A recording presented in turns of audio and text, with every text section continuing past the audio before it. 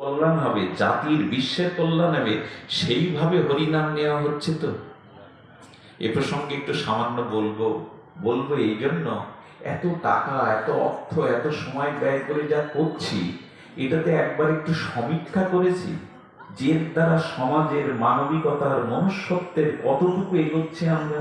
এ প্রশ্ন আজ আসতে হবে, এ প্রশ্ন আজ আসতে হবে। কারণ মহাপ্রভু বলেছেন হরিনাম নিবে, কিন্তু না, হরিনাম কিভাবে নেবে সেটা জেনে নাও। এই যে আমরা হরিনাম করছি, সে সঙ্গ হোক, পাক্ষিক হোক, হরিনাম সংকীর্তন হোক, মহাপ্রভু বলছেন যেভাবে নাম নিলে প্রেম হবে জগৎ। আচ্ছা, লিফলেটে কি লেখা হয়?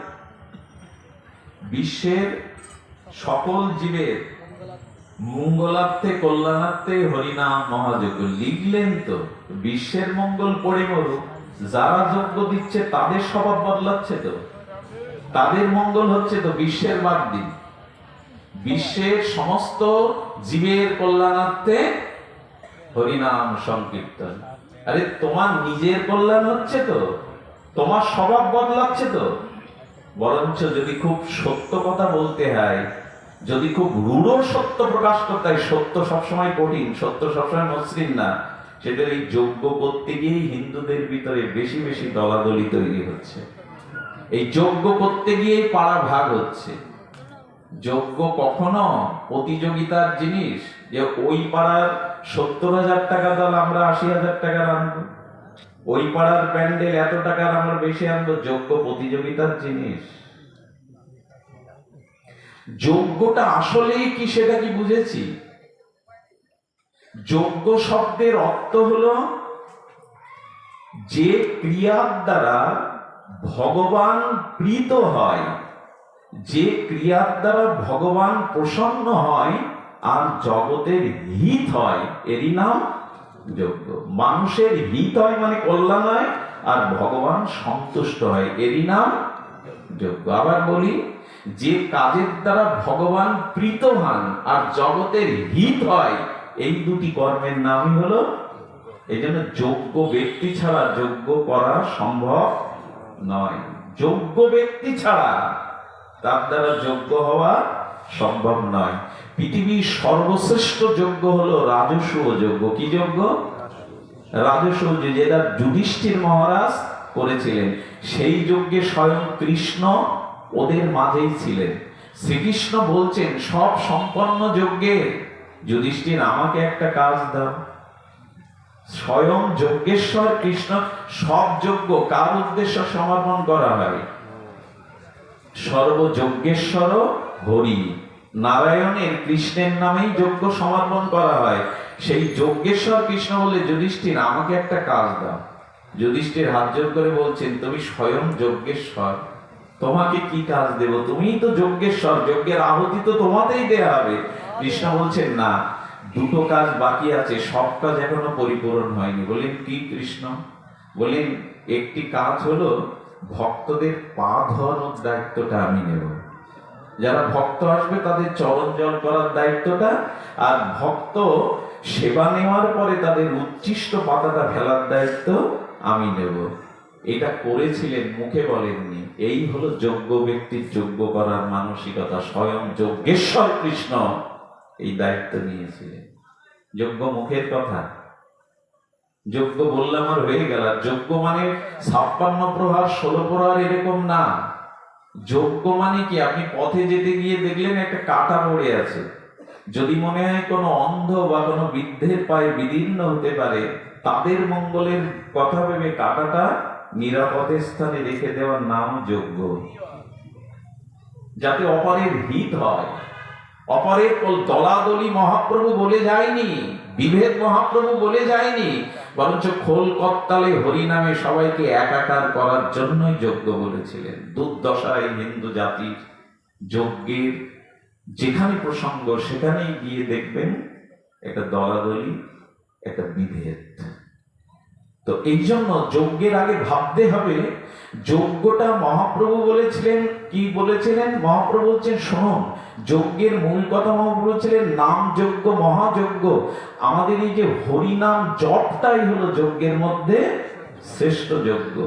যজ্ঞ নাম জপযজ্ঞ অস্মি। আমি নিবেদন করছি, আমরা যারা যজ্ঞ দিচ্ছি তারা হরিনাম জপ করি কি? সে জিহ্বাই হোক, মালাই হোক। যজ্ঞ মানে এখানে 3 দিন 4 দিন নাম হওয়া শুধু যজ্ঞ নয়, হরিনাম জপ করাকেই বলে যজ্ঞের মধ্যে। কৃষ্ণ, শ্রীকৃষ্ণ বলেছেন যজ্ঞ নাম জপযজ্ঞ হস্মি। ঠাকুর হরিদাস 3 লক্ষ নাম করতেন, তার মধ্যে উপাংশু, বাচিক আর মানর জপ 1 লক্ষ নাম উনি উচ্চেশ্বরে কীর্তন করতেন। উচ্চেশ্বরে কীর্তন করলে বৃক্ষ, লতা পাতা, জীব জন্তুর কল্যাণ হয়। এই জন্য উচ্চ সংকীর্তন শ্রেষ্ঠ, কিন্তু জপও করতে হবে। করি কি আমরা? আচ্ছা, এখানে কালকে যারা নাম করবে, আপনার আমার মৃত্যুর সময়, মরার সময় এসে রাগরাগিনী শোনাবে আমার কানে। ওই দিন নাম কার করতে হবে? ওই বড় দলে কে নাম করবে ওই দিন? তা আমি সারা জীবন নাম করলাম না, 24-15 দল আমার মরার সময় এসে কানে কৃষ্ণ কথা বলবে, কৃষ্ণ নাম বলবে? এই জন্য মহাপ্রভু বললেন নিজে নাম করা শুরু করো, নিজে জপ করো। এই জপযজ্ঞই অন্যতম শ্রেষ্ঠ যজ্ঞ। জপ করি না এখানে, তারপরেও কি দুর্দশা!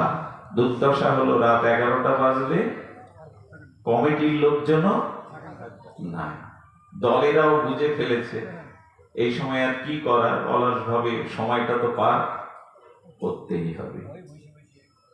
যজ্ঞ, গ্রামের মানুষ একটা দিন ভগবানের জন্য, ভগবানকে ওখানে ডাকা হয়েছে, পঞ্চতত্ত্ব রাধা মাধবকে, একটা রাত্রে এখানে এত দেহাবেশ আমাদের যে আজকে এখানে। আর কি দুর্দশা জানেন? অনেক দূরের বৃদ্ধ বৈষ্ণব মায়েরা এসে সারা রাত নাম শোনে, তারা তো আর বাড়ি যেতে পারে না। সকালবেলায় মানুষগুলোকে বাড়ি নিয়ে একটু স্নান করিয়ে দুমুঠো খাবার দেওয়ার লোকের, কিন্তু যোগ্য বলককে যে ভাই, শালা, সম্বন্ধী, শালি এসেছে, তাদের আপ্যায়নের জন্য বাড়ি ব্যবস্থা থাকে। যোগ্য মানে সেবা। দূর থেকে যে বৈষ্ণবরা আসবে তাদের গোবিন্দ বলছেন আমারে যে সেবা করে সে আমার ভক্ত, আমাকে যে পূজা করে সে আমার ভক্ত নয়, যে আমার ভক্তের পূজা সম্মান করে সেই আমার ভক্ত। কোথায়? এক বৃদ্ধ বসে বসে নাম শুনছেন, এসে শুনেছেন তুমি কি খাবে, সকালে কি খাও, তাকে বাড়ি নিয়ে স্নান করিয়ে সেবা করার দায়িত্বটা গ্রামের লোকের ছিল। এগুলো হয় কি? যজ্ঞ মানে সেবা। যজ্ঞ মানে সেবা। আমি বিলম্বিত না করে বলবো, যজ্ঞ করতে গেলে মানসিকতা বদলাতে হবে। এটা শুধু ফর্মালিটি মেনটেন করা নয়। প্যান্ডেল করলাম, দল বায়না করলাম, হলো একটা কিছু, এরকম মানে যজ্ঞ নয়। মহাপ্রভুর এটা অনুমোদন নাই। যজ্ঞ মানে সেবা, যজ্ঞ মানে শুদ্ধতা, যজ্ঞ মানে নিরঅহংকারিতা, যজ্ঞ মানে অন্যকে মান দেওয়া। হরিনামে ক্রিয়া হচ্ছে না কেন? হরিনামের যে মহিমা বলা হয়েছে, 1 কৃষ্ণ নাম 1 লক্ষ অশ্বমেধ যজ্ঞের সমান। তাও যদি কেউ বলে তার নাম অপরাধ হবে। সেই নাম এত হচ্ছে, ঝড়ের মতো, স্রোতের মতো কাজ হচ্ছে। কোথায় কাজ হচ্ছে না তার 10টা কারণ, আমি 3টে কারণ বলেই পাঠ রাখছি। সেই 3টে কারণ হলো, শুনুন, হরি নামে আজ আমাদের কাজ হচ্ছে না কেন? বললেন যে রূপে লইলে নাম প্রেমের উপচয়, তাহার স্বরূপ লক্ষণ শোনো স্বরূপ রামরায়। মহাপ্রভু স্বরূপকে বলছেন যে রূপে নাম নিলে তোমার প্রেম হবে তাই শোনো। আমরাও শুনি কি রূপে নাম নিলে ক্রিয়া হবে। আচ্ছা, আকাশ থেকে বৃষ্টি হচ্ছে, আপনি পাত্রটা উপর করে পেতে রেখেছেন, 24 ঘন্টা কেন 72 ঘন্টা বৃষ্টি হলে ওতে জল পাবেন। যে রূপে প্রেম পাওয়া যায় হরি নামে, সেইটা মহাপ্রভু বলছেন। কি রূপে পাওয়া যায়? বলেন দেখুন, অসাধু সঙ্গেতে ভাই কৃষ্ণ নাম নাহি হয়। যিনি নাম করবেন, আমি যার সঙ্গ করে প্রেম পাবো, তিনি যদি সাধু না হন, তাহলে তার সঙ্গ করে তার নামের দ্বারা আমার ক্রিয়া হবে না। অসাধু সঙ্গেতে ভাই কৃষ্ণ নাম নাহি হয়, নামাক্ষর বাহির হয় বটে, অক্ষর বাহির হয়। বেহালার সুর ভালো লাগে, বাঁশির সুর ভালো লাগে, কিন্তু যিনি আচরণ করেন না, তার মুখের নাম অন্যের ভিতরে ক্রিয়া করবে বিলম্বিত হয়ে, কয়েক জন্ম লেগে যাবে। কৃষ্ণ নাম করবে যদি ভাই, সাধু সঙ্গ করো। যিনি সৎ, যিনি ভগবানের চরণাশ্রিত, যার অভিমান নেই, যিনি ত্যাগ এবং বৈরাগ্য প্রধান, এইরূপ ভক্তের সঙ্গে বসে কৃষ্ণ নাম করো, তাহলে কি হবে? ওর ভিতরে যে অনুভূতি, সোয়াসে রোগের ভিতরে তোমার মধ্যেও প্রবেশ করবে। অসাধু সঙ্গেতে ভাই কৃষ্ণ নাম নাহি হয়, নামাক্ষর বাহির হয় বটে, সে তো কবু নাম নয়, কবু নাম আভাস হয়, কবু নাম অপরাধ হয়। এই যে এই প্রসঙ্গটা তিনটা বলবো। নাম অপরাধ হলে সেই নাম ক্রিয়া কোটি জন্ম করো যদি নাম সংকীর্তন, কয় জন্ম? আবার বলুন, কোটি জন্ম করো যদি নাম সংকীর্তন, তবু না মিলিবে কৃষ্ণ প্রেম। এই হলো উত্তর। কোটি জন্মও যদি আমরা নাম সংকীর্তন করি তবু কৃষ্ণ প্রেম পাবো না। আবার পরেক্ষণে বিপরীত ধর্মী কথা আসছে, এক কৃষ্ণ নামে সমস্ত পাপ ক্ষয়, আর কৃষ্ণ নাম লইতে প্রেমের উপচাই দুইবার। দুইবার বললে এক নামে পাপ দূর হবে, আর এক নামে কৃষ্ণ প্রেম পাওয়া যাবে। তো দুইবারের জায়গায় কত কোটি বার বলছি, কত জন্ম বলছে, হচ্ছে না কেন? হচ্ছে না এই কারণে, সেই কারণটা এখানে একটু শুনতে হবে। যারা নাম যজ্ঞ করেন, যারা নাম যজ্ঞ শোনেন, হরিনাম শোনেন, হরিনাম করেন, তাদের জন্য কথাটা একান্ত প্রয়োজন। সেই অপরাধের প্রথম এবং প্রধান অপরাধ হলো সতাং নিন্দা নাম্ন পরম অপরাধং বিদুনতে, যত খ্যাতিং জাতং কথম সহতে তদ গৃহকহম। এখানে বলা হচ্ছে, যিনি হরিনাম যজ্ঞ করবেন, যিনি হরিনাম করে প্রেম প্রাপ্তি করবেন, যিনি ভগবানের চরণে নিজেকে সমর্পণ করে চিরদিনের মতো প্রেম ভক্তি লাভ করবেন, সেই হরিনাম হতে হবে সাধু নিন্দা বর্জিত। যদি কেউ মহৎ বা সাধু নিন্দা মুখে করে, সে নাম চরণে অপরাধী। শতাং নিন্দা নাম্ন পরম অপরাধং বিদুনতে, সমস্ত অপরাধের গোড়া হলো সাধু বা ভক্তের নিন্দা। এইটা এখন ভাইরাসের থেকেও আরো মহাভাইরাস হয়ে গেছে। একজন পান খেতে খেতে দেখি 3-4টে কোটো, এ পাশেও কোটো, মানে কোটো দুই দিকে মুখ, দেখেছেন না? এটা ছোট ছোট কোটো রাখে, ওদিকে 3-4 রকম গালে দিচ্ছে। বাবা এটা কি? শুধু ঘাস ঘাস মতো লাগে, তাই জর্দা, তামাক, এলাচের গুঁড়ো এইসব দিচ্ছে। আমাদের জিহ্বাটা এখন সাধু নিন্দা না করলে রস, কারো না কারো সমালোচনা না করলে রস পায় না। পানি জর্দা দেওয়ার মতো, এক জায়গায় বসে যেত, শুরু হয়ে গেল। শাস্ত্র বলছে শতাং নিন্দা মহা অপরাধ। এটা শুধু অপরাধ না, কি অপরাধ? মহা অপরাধ। যদি মহা অপরাধ করা হয় তবে সে মুক্তি পাবে না। এই জন্য বললেন নিন্দায় কাজ কি। শাস্ত্রে এমন বলেছেন, মাতালও যদি কখনো গুরু কৃপা পায় তাহলে সে উদ্ধার হতে পারে, কিন্তু সাধু নিন্দাকারী কোনো নিস্তার নেই। এটা এড়িয়ে চলি লাভ কি? লাভ কি নিন্দা করে, সমালোচনা করে? এটাই এখন বাজার, এইটাই এখন বিগ বাজার, সাধু নিন্দা। এটাই এখন পৃথিবীর অনেক অপরাধ ক্ষমা হয়, কিন্তু সাধু চরণে আপনার ব্যবহারে যদি কোনো সাধু মানসিক কষ্ট পায়, আপনার সব সাধন ভজন শেষ। আপনি চাইলেও ভগবানকে আর পাবেন না। কারণ ভগবান বললেন, আমার চরণে অপরাধ করলে অপিচেত সুদরাচার মাম অনন্য ভাগ। পৃথিবীর শ্রেষ্ঠ অপরাধীও যদি আমার চরণে শরণাপন্ন হয়, আমি তাকে ক্ষমা করে দিই, কিন্তু আমার সাধুর চরণে যে অপরাধ করে আমি তাকে ক্ষমা করি না।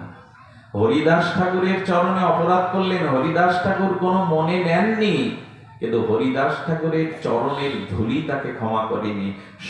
কি হয়েছিল? আমাদের এই বেনাপোলে সেই জমিদার রামচন্দ্র খা, তার ভিটে মাটিও ছিল না বংশে বাতি জ্বালাবার।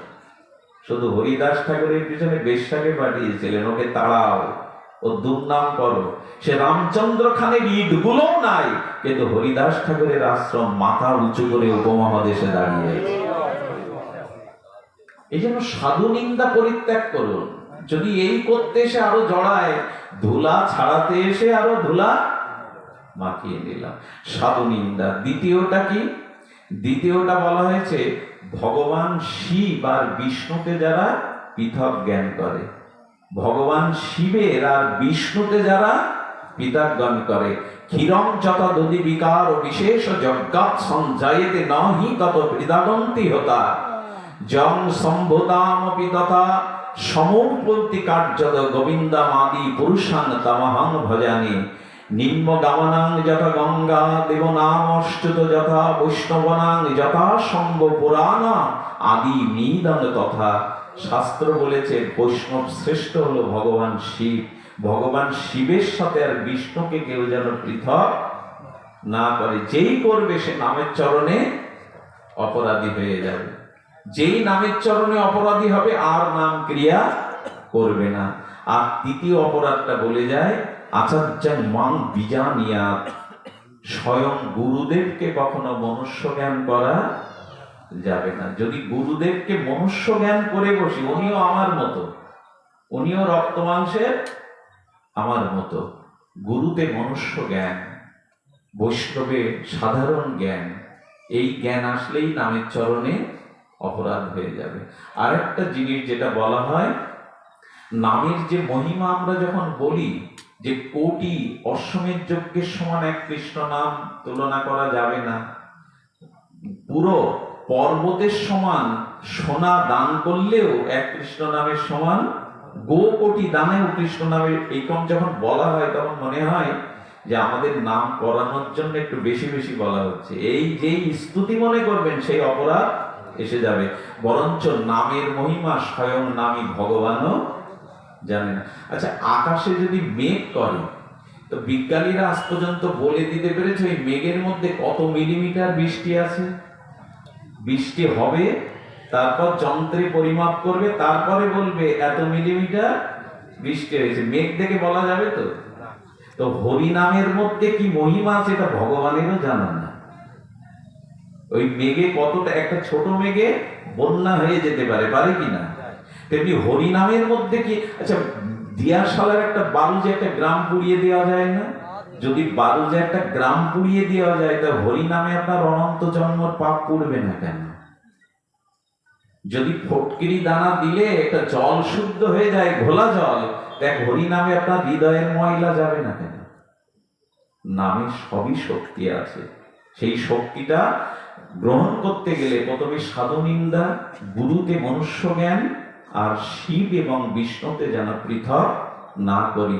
আর নাম অতিরিক্ত করে প্রশংসা করে এরকম ভাব যেন কখনো না হয়। আজ এইটুকুই। আপনাদের মঙ্গল হোক, কল্যাণ হোক, আগামী দিনের যোগ্য জয়যুক্ত হোক। জয় শ্রী গুরু প্রেমানন্দে, জয় রাধে।